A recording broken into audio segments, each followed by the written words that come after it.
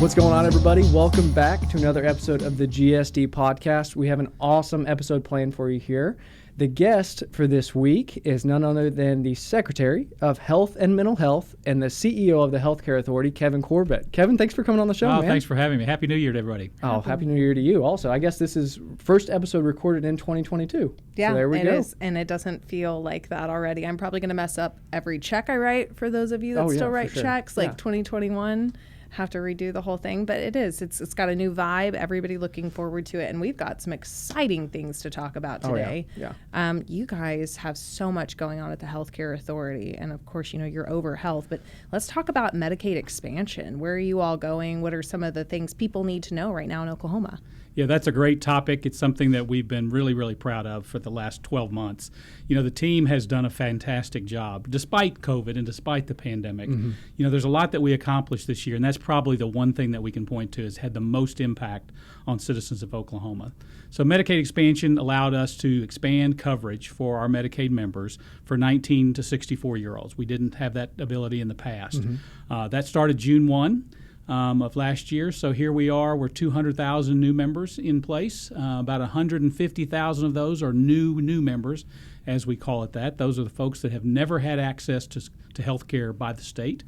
How they access services previously is probably very, very limited. Mm-hmm. So this is a new group that we have the opportunity to really serve in a differential way. We have about 70,000 additional members that we transition from a Medicaid category to the new category. Saved us about $30 million in the state to do that as well. So we're off to a great start. Those are some pretty big numbers you're throwing out there, man. So how many new members? About 200. New members, about 150,000. That is a crazy number. So do you find that as you, I guess for lack of a better term, onboard new folks, is there a lot of educational aspects of that your team takes on to help them out in understanding just navigating the process? Yeah, there is. And quite frankly, that was one of the things that we planned for is this is a population that we believed did not have the benefit of having access to the health system like you and I, and therefore didn't have a familiarity with that. So education, understanding how to access the system, but first, how to even enroll. So I've got to give a shout out to a lot of our community partners. Our team did a great job, but we didn't do it alone. We had hospitals, we had clinics, we had libraries of all things, we had homeless alliance groups, we had community partners in churches. Mm-hmm. Everyone stepped up and really helped these folks enroll in the program. It's an online program to enroll in. It's really easy, but quite frankly, if you're not familiar with it, it's new, it's different. It could be confusing, so we use the partners to make it work. And when we talk about the end users, this just makes a whole lot of difference in what they would experience through their healthcare. I mean, you're intervening with people early and educating them early because what is the outcome, right? Like you want to make sure that they're receiving the care that they need. So being that difference, you're making a difference every day in the lives of thousands of Oklahomans. Yeah. And we believe that we were going to make a difference, but quite frankly, our members have told us we've made a difference. See, there it is. That's the point where you start like kind of puffing up your chest very humbly, right? Because you've made an impact. Yeah, and one of the things that we pride ourselves in having a set of principles at the Healthcare Authority, and the number one principle is having a passion for our purpose, which is really hoping to be able to allow Oklahomans to be healthy and have access to health care regardless of their ability to pay. That's our role. That's our vision. And so being able to do this in this kind of an expansion moment allowed us to really see that in real life. We've had a number of conversations with new members who have told us that not only did we change their life, we saved their life. Wow. And you can't get a higher calling than that, quite frankly. And so the team is really motivated to see that these 200,000 new members have the ability to access service that you and I have the privilege of accessing every day. Well, and these people might be more at risk, right? Like if you're talking about making the difference between saving their life or not, come from disadvantaged backgrounds or really don't know how to navigate a system that they've never belonged to. So you're really serving the at-risk population a lot of times too. Yeah, this is a population, quite frankly, that we assumed had some unmet needs over the course of maybe long periods of time. We're still learning about this population. We're still learning about their conditions and circumstances. But again, our focus is on changing health outcomes for all Oklahomans. We've got a long way to go. We've had decades of being in the 45th percentile or 45th ranking in the states with regards to health outcomes. We deserve better as Oklahomans. we deserve to be healthy, and that's our role. So what goes into the health outcomes? When we talk about being 45th, is everything measured from mental health and obesity, or really what's factored in there? There's a lot that goes into that in terms of the measures about that, but it obviously starts with health conditions, if you will, and then circumstances, social determinants of health, and things of that nature. And we've got to really think about this from a whole person health standpoint. So, one of my colleagues, Carrie Slatton-Hodges over at the Department of Mental Health and Substance Abuse Services, does a great job on mental health issues. But we've really got to bring it all together and serve the whole person and their whole person needs. Yep. And that's both health, physically, mentally, as well as socially, quite frankly. And so we're really kind of working on those three pillars, quite frankly, to make that happen. That's really cool. So as you kind of start making that progress for these new folks, these new Oklahomans, do you find that not only are you able to provide and help people navigate the system itself, but actually able to encourage them to live healthier lives? Is your team able to do that as well? That's one of our roles, is to try to make sure that they have access to care and understand how to utilize that care. That second part is the big part, right? It is a big part. You may know it's there, but if you don't know how to utilize it, what's the point? We're very fortunate in the state that we have close to about 65,000, I'll call them providers. Obviously, we do not provide health care. Right. We have a group that does, and that's our provider community, whether that's physicians, nurses, and things of that nature. And we've looked to them to be able to be part of our process here, to be able to encourage and really kind of advise our members on how to use the system. So a large portion of our healthcare or our expansion population has moved into a program we call Sooner Choice, which is a primary care program that we utilize our primary care physicians to be that kind of coach, if you will, and help them understand their needs, get them access to specialists, and help them be more in tune with and accountable for their own health care. I like the phraseology coach. I think that's and it paints a picture for just your regular Oklahoman, somebody like me who would understand, okay, this is the relationship we have, right? It's not a telling you what to do, it's instructing and helping. Right. So that's cool. Yeah. Is that formally Sooner Care, or am I mixing those two up? Because I want to make sure we're clear on the terminology. Yeah, it's part of the Sooner Care program, but it's a program that was started well before I joined, that was really to kind of establish something called a patient-centered medical home, where you have a physician, in this case a primary care physician, that serves as that coach or that connection, if you will, from a coordination of care. And the reason I bring that up is you're doing big things within Sooner Care too. So we have increased dental benefits to people on those plans. What does that look like? Yeah, we've done some fantastic things despite the pandemic, and we really didn't look at the year as a pause. Quite frankly, we thought, what can we do regardless of the things around us? And we're very fortunate. Our team stayed healthy, stayed connected, and things of that nature. But we looked at what we were doing as a program. So what other programmatic changes could we make that would have has a contribution to improved health outcomes? And in the past, dental benefits, particularly adult dental benefits, had been limited to simply, I'll call it, just extractions, if you will, teeth extractions. Not like preventative care. Not preventative care and the like. Kids, yes. Adults, no. And now with the expansion population, we knew that could be really a catalyst to better health outcomes, not only just dental outcomes, but medical outcomes as well, and physical outcomes. So we expanded the benefits along with the program. So now we cover the things that you probably would find normal from a dental coverage standpoint, cleanings, x-rays, full and partial dentures. So now we're obviously being able to do that for this new population as well as the adults we covered before. Got to thank the legislature. Got to thank Governor Stitt. They supported these increases in cost to be able to do these things. But we believe the cost investment that we're making will return better health outcomes for our members. You mentioned something. I just want to get your take on it. You said that there was a service before you, but give us a little background on you. You've been with the state now for close to 2 years. A little bit over 2 years. Yeah, so tell us the story. What did you get the Corbett call that brought you on board? What's kind of the story there that brought you into the state I'm service? probably like many. I didn't spend any time in government, very little time in healthcare, quite frankly. I was in the private sector for my entire career. I'd actually moved to Houston from Oklahoma City 15 years before I retired. So in 2017, I moved back to my state.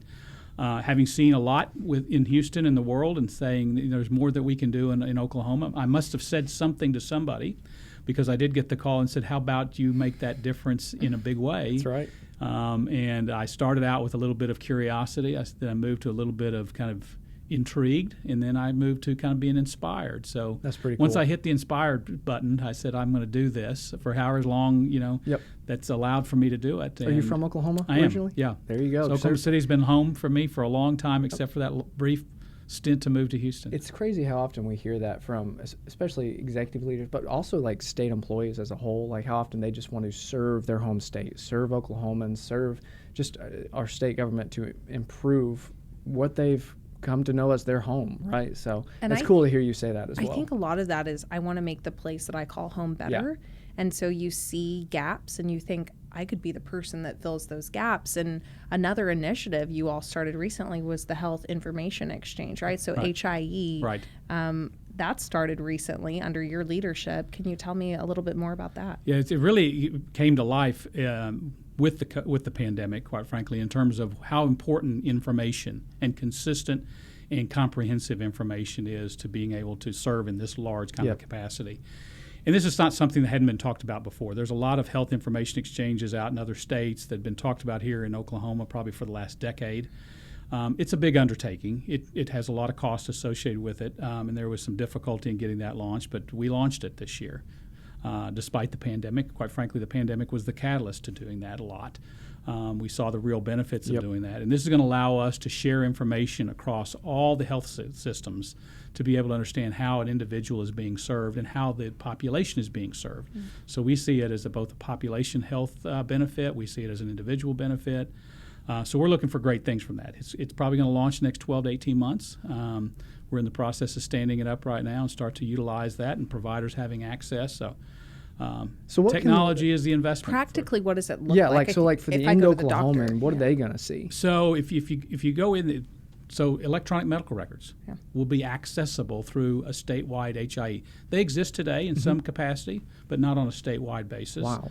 And so there's some state looking at us right now like, you guys don't have that? That's crazy. Yeah. There's probably other states that look at us and say, are like, all right, how are they implementing this also? So let's mimic it. Yeah, there's probably like we're leading in some areas. If you think about how you're going to coordinate care, one of the things that we believe, at least for the Healthcare Authority, and we have 1.2 million members that we have the ability to serve. So that's a significant population base that we ought to try to use everything we have possible to improve health outcomes for that population.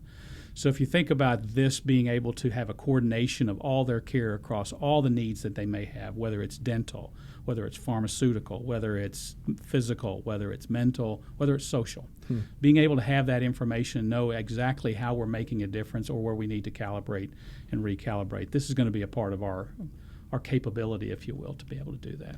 But hopefully if I have one provider who's feeding my information to the system, then every provider can access it, right? And those are the things that take place today with lots of providers. They do share information, but this is a way we can do this on a statewide basis. And everybody that participates in trying to be a contributor to improving health outcomes have access to that. That's the big one right there, is the more contribution, the more people involved, the better it gets. Right. And that's the better outcomes we can, better planning, better decision making you can have for all Oklahomans. For sure. Think of it like a data platform. So the reason you'd elect to go to one hospital over another in the past is, okay, now all these providers are communicating with each other, say, the hospital next door. But now with a shared platform, it can make that transition of care easier whenever you, a person, may need to seek outside care. Sure. And it gives us an opportunity to understand where is there redundant care occurring, but more importantly, where are there gaps in care? Yeah. That makes sense. So the redundancy, that's when you see the efficiencies take place for the state, and that's where we see eventually possibly some savings to the state. Could be, yeah. That's really cool. But the gaps in care where that you really make a difference on health outcomes overall. That's awesome. I think Melissa would want us to talk about this, but quality of care is something that's a big initiative for you all too right now. So standardizing that and really looking. So can you talk more about that? Yeah, well, first of all, we were on a journey amongst all the other things that we accomplished last year. We were on a journey to change the delivery system for Medicaid at this point in time. Right now, we run a program that's very commonly referred to as a fee-for-service. So we pay for services that are being provided to our members. However, we really want it to be on the basis of we're driving outcomes for our members. And so really changing the delivery system that's very focused on outcome delivery, achievement, performance, and things of that nature. So we're on a journey to change that. That's going to be a significant undertaking for us, but that'll change the quality of the program. And in doing so, as we launched that, or that attempted launch, we decided that we really needed a better focus on quality of outcomes for our members as well, internally. So we had named a new chief quality officer, and we're standing up a new quality program that starts to require and commit to achieving outcomes as much as we commit and achieve performance on efficiencies and things of that nature of running the program. It's really about what do we accomplish. Oh, that's really cool. Well, there you go, Melissa Ritchie, if you're watching from the Healthcare Authority. Shout out. Speaking of, you guys, you have so many amazing staff members at Healthcare Authority, but really even within your cabinet secretary or your cabinet role, is there anybody else you want to give a shout out to, or any other big projects, initiatives that you want to talk about or There's a lot on? to brag on the agencies that make up the cabinet. I try to be a little bit modest in doing so, but first of all, the Department of Mental Health and Substance Abuse Services, They're along with the Healthcare Authority, named one of the top workplaces in Oklahoma. It's awesome. 2 of the 3 agencies in state government that received that, and both of the agencies, the Department of Mental Health as well as the Healthcare Authority, this is a second repeat. So we're able to do that, and that just tells you what kind of people they have working for them. Health Department will be there next year. That's what I have a commitment to. So. The thing I thought of that we haven't had a chance to visit about yet is everything you all are doing with opioid addiction, and right now in Oklahoma. So we're really, what I understand, leading the way to make sure that those needs are also met, right? So is it an FDA grant or money that we're able to take advantage of? We've done a couple of things in that area. First of all, I think it's important to understand, the governor has made it really clear that the secretaries have an obligation to establish goals for all the agencies. And we do that in the health cabinet. And 2 of our goals is really to drive a reduction in substance abuse and addiction and suicide rate. We have done a fantastic job in Oklahoma of reducing opioid deaths since it became such a significant pandemic. We've made significant strides. We're ranked very high amongst all other states. However, we're seeing changes occur with regards to non-opioid or kind of opioid-like addictions and death. And so we're focused on trying to reduce that as well. And some of the things that we're doing, the Healthcare Authority has a program, first in the nation, I think we were, to have some medication-assisted treatments to be able to deal with opioids and other things like that. We just had a waiver from our federal partners to be able to start serving adults in a different capacity on these kinds of addiction and mental health issues. So, we're not giving up. There's still a lot to do. Our suicide rate's too high, particularly amongst veterans. So we're working with the Department of Veteran Affairs to try to drive that down. But Carrie and her team are, they're so passionate about making a difference on the lives of folks that really struggle with mental and addiction issues, as well as suicide,